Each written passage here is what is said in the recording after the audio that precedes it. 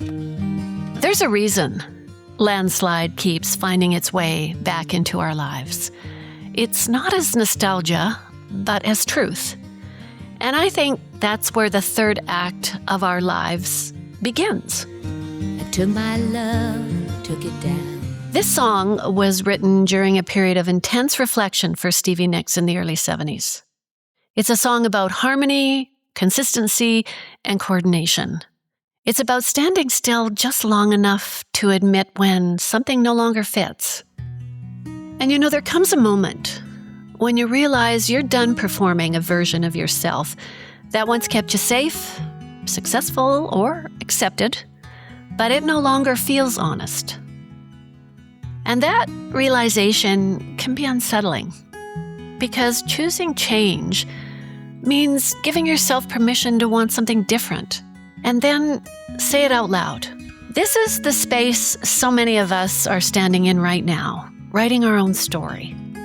It's not just the highlights, it's the beginning, the middle, and the chapters still ahead. I don't think we're winding down, but we are consciously deciding how the next chapter will go. And that's what this song really says, I think, especially now. It says, I still want things, even though I'm a little scared to admit it. It says, I'm powerful, sexy, bright, intelligent, and funny, just not in the way that I was taught to be. And that's where the third act begins. I'm Cheryl Bachir. I'm 69, curious as hell, and not done yet. After decades leading not-for-profit organizations and hopefully driving some real change, I retired, and that lasted about 5 minutes. I've spent a lifetime asking hard questions of organizations, communities, and some remarkable people. So this isn't a retirement project. It's my next chapter, on my own terms. In each episode, we dig into real stories of rebellion, reinvention, and resilience, and what it actually means to grow older in a world obsessed with staying young. This is Boomer's Revolt.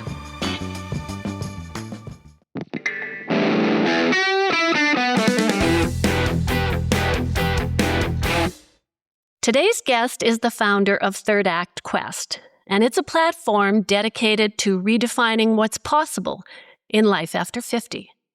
After 40 years in a career spanning international advertising, a senior leadership role at AOL during the early days of the internet, and multiple entrepreneurial ventures, her path has been anything but linear.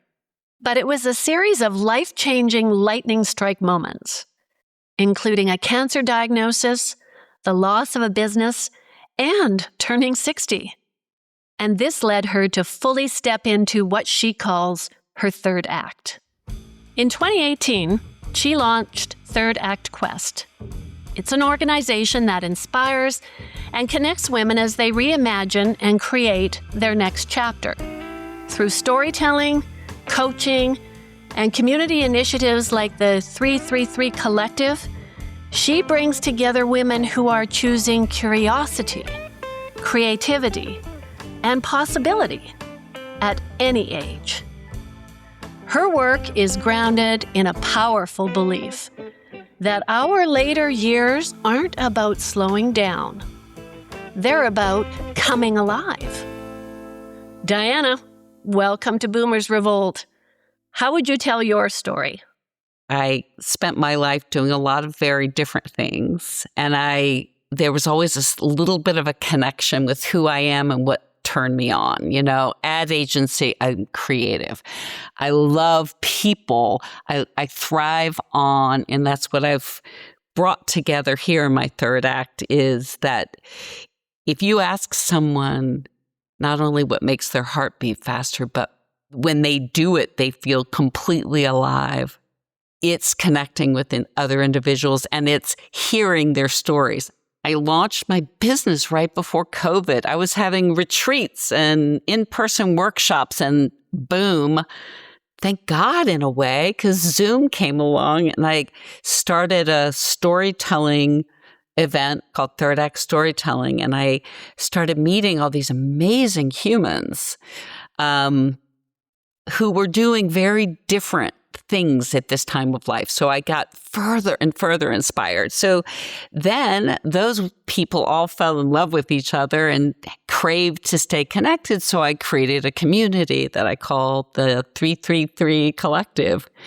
And I have a 90-year-old woman who just got back from Iceland celebrating her birthday by herself. I have a 74-year-old woman who's a filmmaker. I have people doing all sorts of things, and we share this curiosity about life, and we share a willingness to, and this is what I'm about in my third act, is celebrating the choices, the decisions, and the vibrance of what's possible at this time of life. Maybe my body doesn't move as well as it used to. Maybe I can't be a prima ballerina anymore, but I sure as heck can dance. So anyway, so I hope my business is all about, I started it technically to reframe aging, both for those of us that are older and for those of us that are younger, and for all of us to internally fight our own ageism internally. So that's what I started it for. And it's taking a lot of different forms, and I love it. I love it. I love it. Every minute. I love every minute. As a boomer woman in leadership, when did you first feel powerful, and when did you feel dismissed? Wow. Well, the first thing that comes to mind, and don't worry, I'm not going to go across the whole trajectory of my life, but I will say that what as a boomer landed I graduated from college in 81, and in those days, if you were a woman, you were sitting clearly in between two different wide array of choices. All the women before us worked so hard to give women an opportunity in the workplace that hadn't really been there before. It was like, are you going to be a teacher, a nurse, or a mother? And so as I left college, I felt completely disabled. So it was a conversation I had that made me feel a little glimmer of the beginning of my power, and that is my power to choose.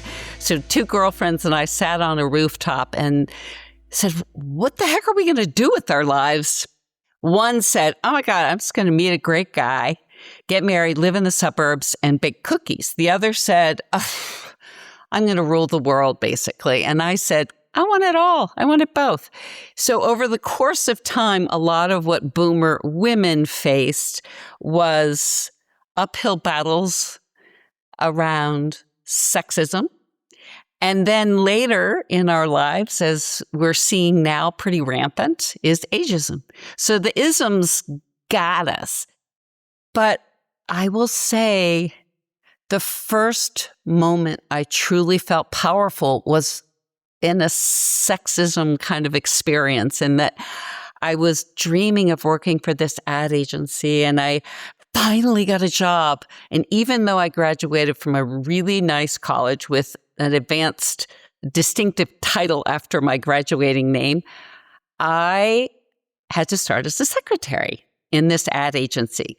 And that's okay, even though I typed for a guy who's my age with my exact experience. But I dealt with it.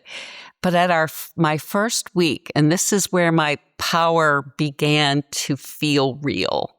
And that was it. We were at a party. The ad agency was wild. Think of Mad Men, that series. John Hamm. You don't have to be here. I do have to be here because of some stupid idea from Danny, who you had to hire because you stole his other stupid idea because you were drunk. Don't get personal because you didn't do your work. And by the way, I know it kills you, but guess what?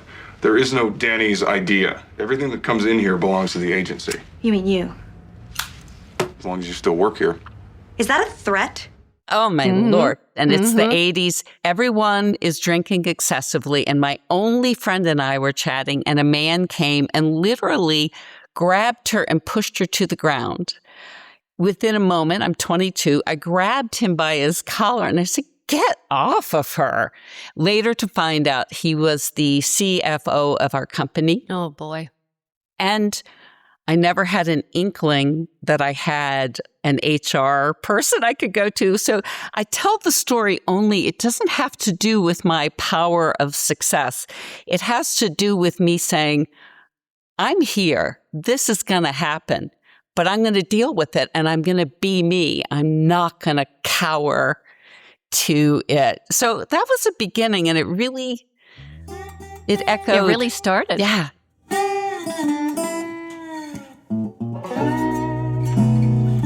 You know, we grow up absorbing all these messages about how we're supposed to look, move, age, smile. It's like we're walking Pinterest boards instead of actual human beings. But if we're lucky, at some point, we will hit that beautiful shift where we're like, this is my body, I live here, and I love it here. And just when you get comfy in your own skin with your stretch marks and your laugh lines, life throws you a plot twist. A move, a divorce, a diagnosis, a reinvention. It's like you just figured out the rules to the game, and the universe updated the software overnight. So what happens when everything changes?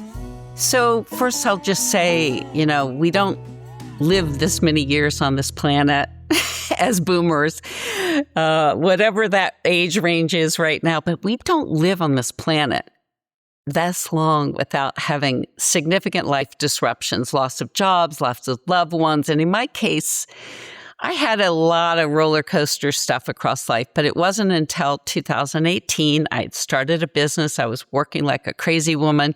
I was blessed that I'd had my daughter later in life. She was still at home.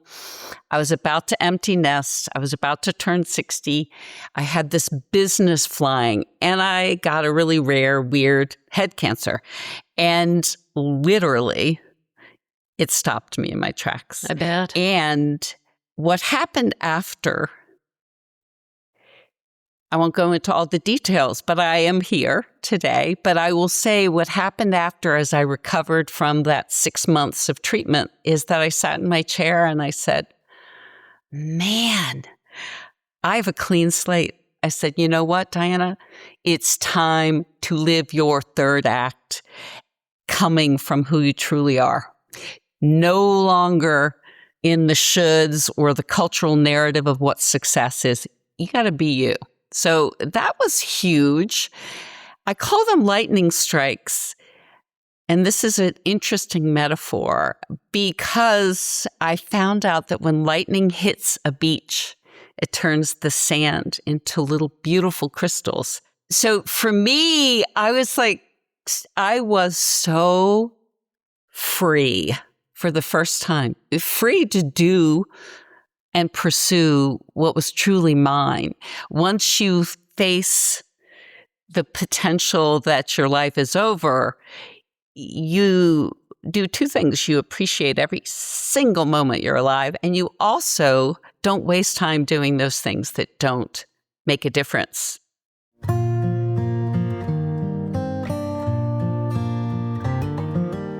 Big life-altering moments can really freeze people in place. Yep. Or it becomes a turning point where you don't freeze and you chose to keep moving. Looking back, how did those experiences change the way you now move through the world? Did they soften you? Oh man, I have this phrase I use, which are the aha moments of our lives. And, you don't have to be, Albert Einstein or Archimedes saying Eureka to have an aha moment, but all of us have them all the time. And there's one that keeps coming back, and I have to keep relearning it every single time. And it plays into my period of getting ill, which I believe has a lot to do with overworking and overwhelming myself. So what I've had to try to soften is my tendency to be, I used to call myself a productivity junkie. Gotta do it all. Gotta do it perfectly. So to slow down is the softening, which is, I struggle with, I'll be honest with you. It's something firmly ingrained. Like I would bet a lot of people, yourself included, have these, our neural pathways get set in a way of adjusting to and being a part of or perceiving our responsibilities, our shoulds, and all that. So that's that's the work I'm doing now to try to soften that bit of me a bit. For a lot of women in our generation, productivity became a survival skill. Do more, don't slow down, don't complain, don't fall behind. And those rules got wired into us so deeply that they felt like some kind of character, not conditioning. So when you talk about softening now, about resisting urgency and perfection, that's not self-help. That's rebellion. We've been told a lot about who we're meant to be as women, and even more about who we're allowed to be, particularly as we age. Looking back from where you are now, what's the biggest lie you were told about getting to this stage of life? Well, we were told a lot of things, but I think the biggest lie that we told ourselves is two things. You can do it all. And I mean, you really can't. But we are also told that when we were of a certain age, we were going to be stepping back. I mean, that's what the culture has told the boomer generation. Oh, now's your time to retire on a golf course in Florida and, hey, live the good life. And so we saw that as the example ahead of us. And one of the things I love about the title of your podcast, and also this beautiful energy I sense around me, not just with women, but with men, which is, I don't use that re-word. I use remember, reconnect, refire. I have about a list of like 30 re-words. Resilience? Yes. Absolutely. Yeah. Retire is not a word that I choose because of the implications of us stepping back. No, I may not be working in a workplace formally, but I have my own thing. I will work until the day I die, I say, in some shape or form, because I love what I do now.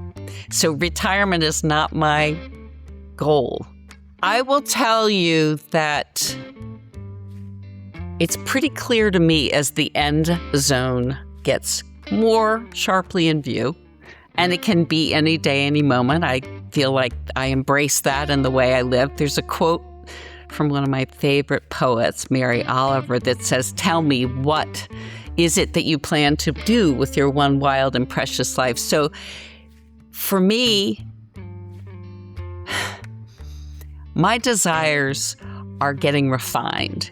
I'm discerning. My boundaries about what I say yes to have gotten, they're still a little thin, but they're getting thicker. I test things out with my heart. Does it make my heart beat faster? The other thing is I had this event in 24, and I started the talk with, this is our time. No matter how much money you have or don't, you have dreams, you have desires that you've buried across your midlife, and you've taken care of other people, you've had jobs, you've worn masks that weren't you. Time to pull off the mask and unleash the dreams. And then I add to the end, especially the wildest ones. So for me, nothing is off the table. I'm not going to climb Mount Everest. That's not a desire of mine, but my heart's desire, and many of us, I believe, can look back to our younger selves for these clues. I want to make a movie. I don't have the money, I don't have the experience, but I have the ideas. So I want to make a film. Would it be a comedy? drama, action adventure, thriller, or sci-fi? I'd want it to be an action adventure. Why? Well, because I believe that life is a great adventure if you let it be. And I could see a lot of fast car driving. I mean, I have this other metaphor I love to say, which is that, you know, when I'm on my journey in my life, I got to remember I'm in the driver's seat.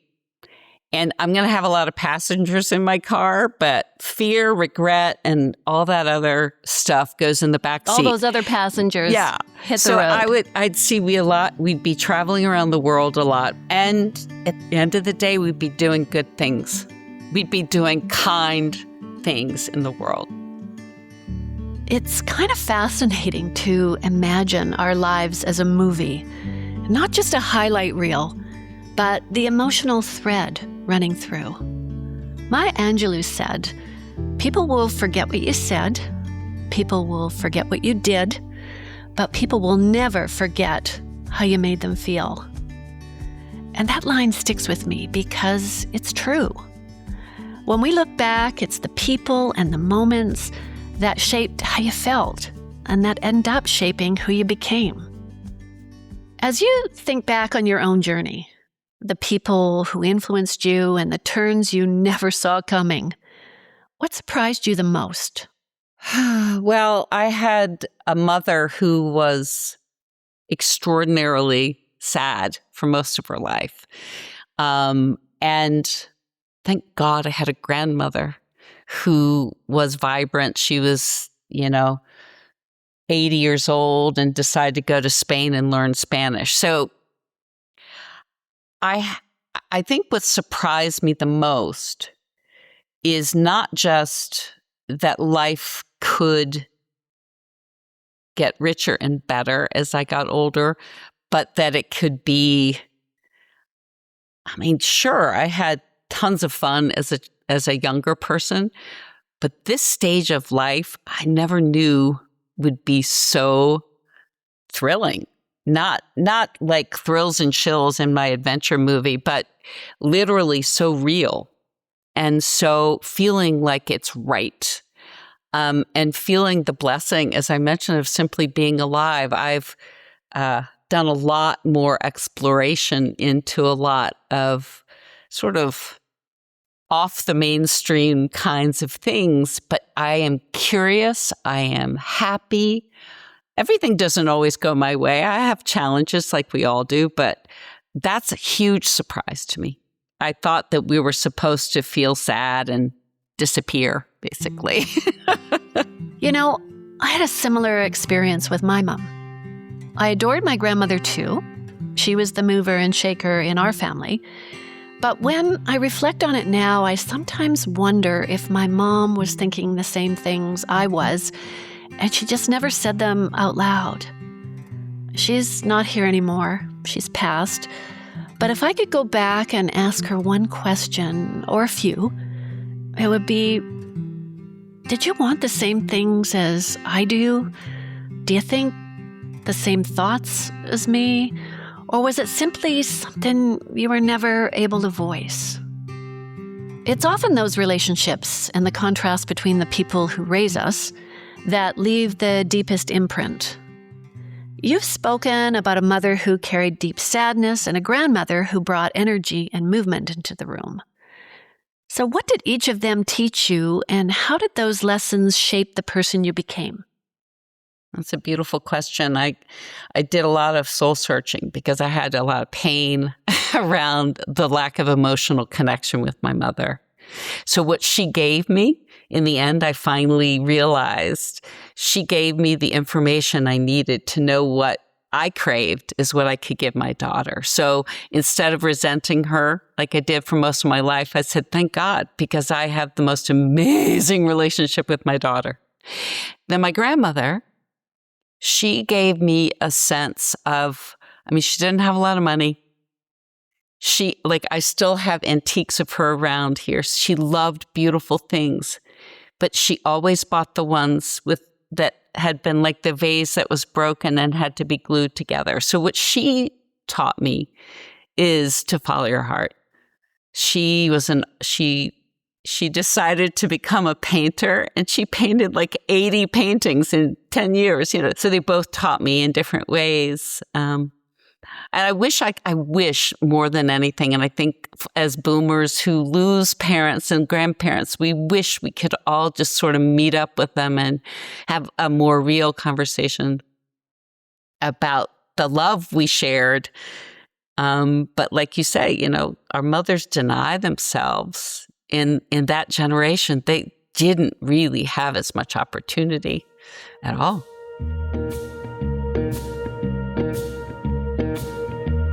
I grew up watching the women before me manage the way they moved in life in very different ways. In what they revealed, what they hid, and what felt safe to carry in their bodies.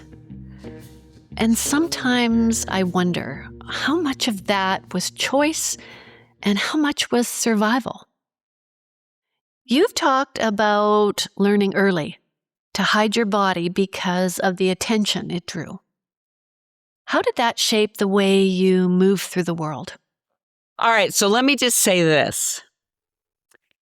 I covered up my body when I was young because I was the girl that walked down the hall and people whistled at, and I covered it all up because I remember feeling diminished. I had an interview. I'd moved from Virginia to Boston, so I had my Southern accent. And I'm in this interview. I am smart, right? And the dude looks at me and he goes, "Oh my God, you're just so cute." I literally, I just got shivers again. I just went, F you, buddy. I'm like, I am smart. So I covered myself up as much as possible. I didn't dress up. I tried to hide what people would say was, "Oh my God, she's so beautiful." It pissed me off because I was perceived as a blonde bimbo as opposed to a smart, hardworking, valuable employee, let's say. Interesting.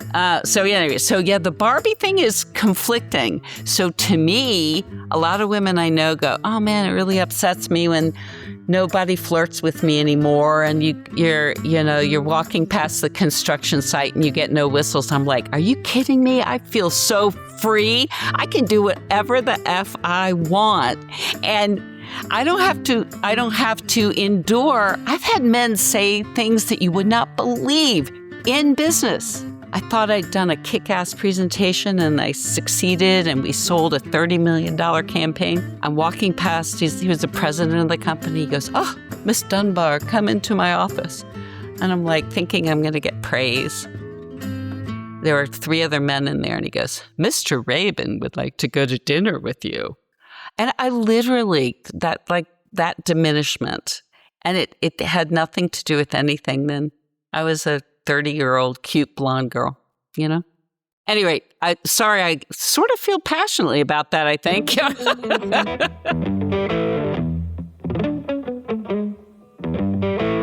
There has been such a rising up of women speaking their truths and coming into their own, like Pamela Anderson and Jamie Lee Curtis, both women who once seemed to have bought into that objectification. I wonder if they felt they had no choice. It's like there's a revolt happening for women.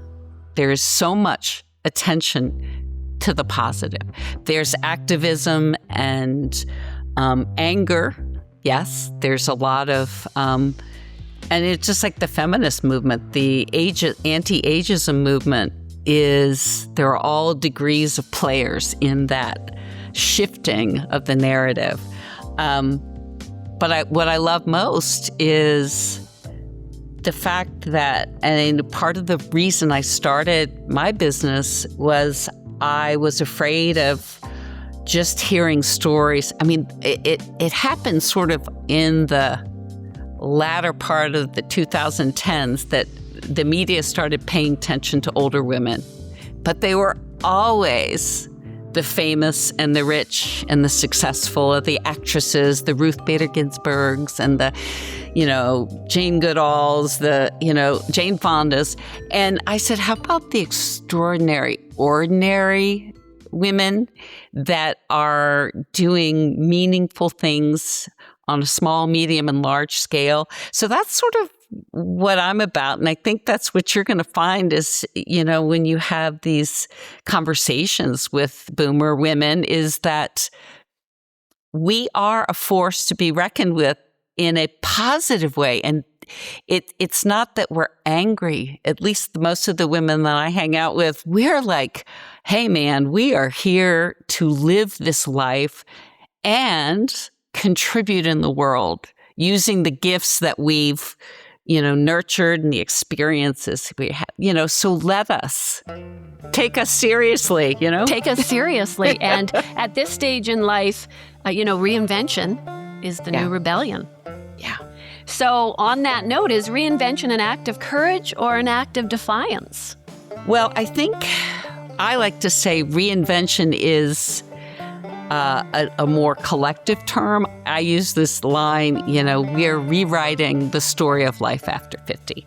So I think all of us that are actively seeking ways to make a difference and following our hearts, like you, like me, that's what we're doing. But when I look at on an individual level, I don't call it reinvention. And again, another reword. I call it reconnecting and remembering, sort of swirling back in to my heart.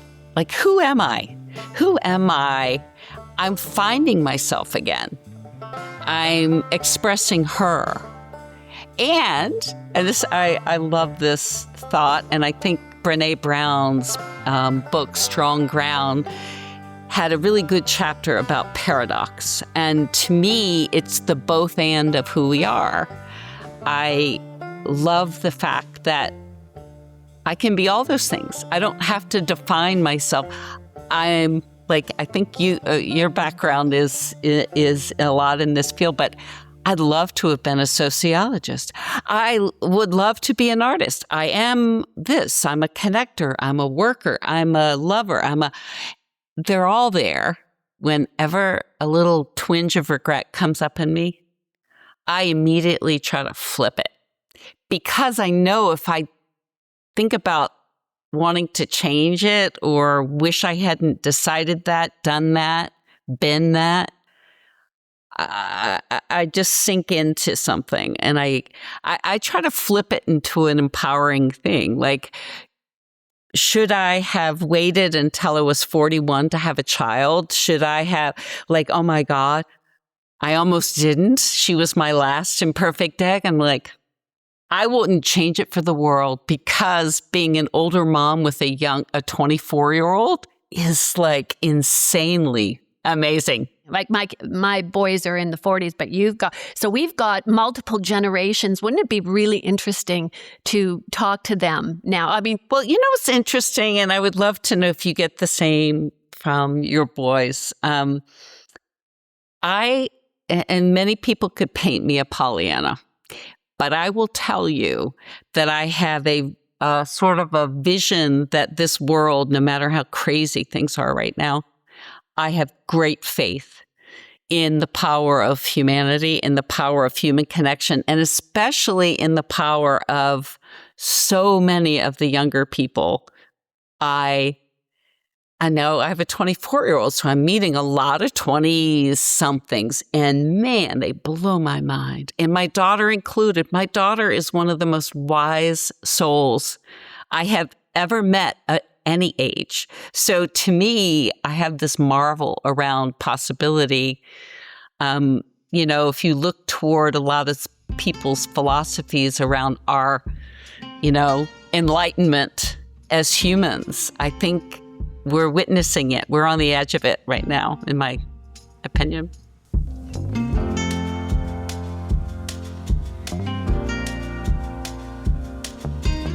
Listening to you talk about your daughter and this next generation, there's such a sense of wonder in it. Not nostalgia, not fear, but real belief in what's unfolding. The idea that we might actually be standing on the edge of something more enlightened, more human. And that's really at the heart of the work that you've done, Diana. You are reframing what life looks like after 50. You've talked about this third act, not as winding down, but as the most expansive chapter yet. So here's the tension I hear so many boomers wrestling with. We have lived experience, we have hard-earned perspective, and we have stories worth telling. So how do we share them without sounding prescriptive or condescending or slipping into that been there, done that? How do we tell our stories in a way that invites connection instead of eye-rolling? Oh, absolutely. I think it all comes down to something. Again, I love Brené Brown's honesty and her ability to be vulnerable. I think it comes to not talking about what I learned and why you do this. It's telling stories of failure. I mean, to me, that's what I do with my daughter and her friends. I will say, I tried that and I had to shut down the business, or I did this and I had to leave. I tell them my failure moments, but mostly, and you alluded to this, the thing I'm most excited about in my life that will be my film, and maybe there's some aha, because aha moments are moments of clarity, knowing, and reconnecting, and some of them are magical. Some of them are, I wrote this line the other day that I'm going to write a piece about. The universe has an algorithm system also, because I know that whenever I need to be told to slow down, or I need an inspiration, somehow magically it comes. So aha moments, I think, are a great unifier of all ages. So I can't wait to see how that will work. How that plays out. Yeah. It'd be fun. Diana, thank you. Boomers Revolt, I think, is on a magic carpet ride. So thank you for sharing all your wisdom and, how you feel about things, because vulnerability and sharing and caring and loving is all of it. And that's at the core of everything, isn't it? Yes, absolutely. That's what it is. So I want to thank you for the love and care and passion you're putting into this podcast. I really deeply admire you for that. Thank you. Well, I had so much fun. Thanks, Diana. As we wrap this conversation, what stands out isn't just who we were, but how deliberately we've become who we are. Our lives were shaped by family, by expectation, responsibility, and living in eras that asked us to perform, endure, and keep going. And we did. We learned. We adapted. We survived. But evolution doesn't stop with age. If anything, it becomes clearer. I think with perspective comes the permission to soften what no longer serves us, to shed versions of ourselves built for someone else's approval, and to choose harmony, consistency, and coordination over performance. As boomers, we don't fade quietly. We revolt, not with noise, but with clarity. We stand strong because we've lived enough life to know what matters and what does not. We are beyond proving our relevance. We now embody it. The third act isn't about looking back with regret. It's about moving forward with intention, being strong, grounded, curious, and yes, still becoming. And if there's one truth this conversation reminds us of, it's this. Growth doesn't have an expiration date, and neither does purpose. This is Boomers Revolt. I'm Cheryl Bachir. Thanks for listening. Another Everything Podcast production. Visit everythingpodcast.com. a division of Pattison Media. Subscribe wherever you get your podcast.